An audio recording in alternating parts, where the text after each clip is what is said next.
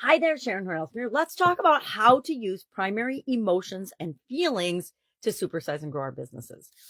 I was thinking about this today as I was chasing the dogs through the snow because they were not listening and coming when I called them. And so instead of letting them run off to the park or somewhere nearby that they don't belong and can get into mischief, I went outside and then freshly fallen snow and still dark and beautiful out and found them, got them, brought them home. So what kind of emotions and feelings did I feel about that? Well, a little bit frustrated that I had to put on my coat and boots and go tromping through the snow to chase the dogs. But then I realized what a beautiful morning it was, and that normally I wouldn't be out pouncing and trouncing through the beautiful snow. So I took a kind of frustrating situation and turned it into something positive. We need to do that with our businesses all the time. But the whole discussion, the whole thought process of today's topic is that we are first and foremost, whether we're business owners and founders or employees or moms or dads or aunts and uncles, cousins and friends, we are first and foremost emotional and feeling beings, human beings. We feel things, we think things, but our thoughts come from the things that we feel, right? So what's kind of like the chicken and the egg? What came first, the feeling or the thought or the emotion? I contend that we actually feel the emotions and the feelings first, and then our brain starts thinking and trying to analyze and say, well, what does this mean to me?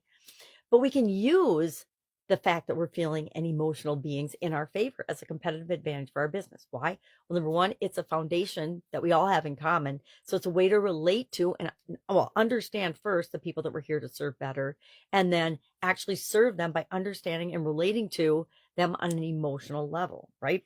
How many emotional advertisements have we seen in our lifetime? Literally tens of thousands, if not 100,000 or more. Our emotions and our feelings get us to take action. They get us motivated. They get us off our rears to do the things we know we need to do, but sometimes we'll procrastinate about because we feel strongly about something. They notify us when something is for us or not for us. If we're thinking about making a decision and it doesn't feel right to us, our intuition is all about our feelings and our emotional guidance system, right? So if it doesn't feel right for us, guess what? That is the world telling you it is not either the right time or the right thing for us to do. I've learned over the years that every time I try to squash that down and not pay attention to how I feel about something or the spidey senses that I'm getting about a situation or a decision, if every time I've ever ignored that, it's turned out badly because that was there to show me and tell me that something was not right yet. Maybe not, it wasn't necessarily not the right thing to do, but it wasn't the right time to do it. So we need to listen to that and give ourselves credit for knowing more and being more all-knowing than we actually think we are sometimes. It lets us know if we're on the right track or not. If I'm taking action and doing things and it feels good and I start to get momentum, that means I'm on the right track. If I'm pushing and struggling and it's really hard to get anything done or accomplish in an area of my business, that means either I'm not the right person to be doing it, which is often the case, or it's not the right move for us right now.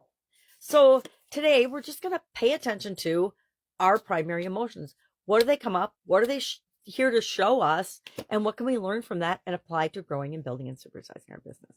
Love to know your take on this subject. Share in the comments below or direct message me. But go out and make it an awesome day. And I'll, of course, be with you tomorrow.